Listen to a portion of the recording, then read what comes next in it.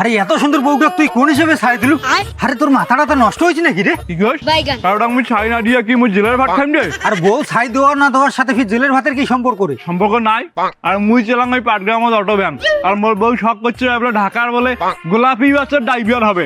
এই আর রঙে মুই আর কাকের ভাগে আপদ বিদায় করছুম। আর তুই বলত নাকি রে? আর তোর বউ যদি ঢাকার গোলাপি বাসের ড্রাইভার হয় তোর তো কপাল খুলে যাইবি রে।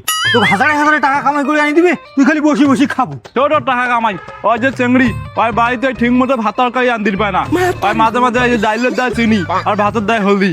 আমার ঢাকার মতো জায়গা ওই দোতলা অত বড় কান বাস সামলির পাইবে, কোন সময় কোন গাড়ির সাথে অ্যাক্সিডেন্ট করবে আর নাইলে খালাটা লোলটা দিবে, কোনো ভাই আছে? বাস উল্টা দিলতে তোর কি? মোর কি মানে বাসের বাকি যাত্রী কি মোক ছাড়বে?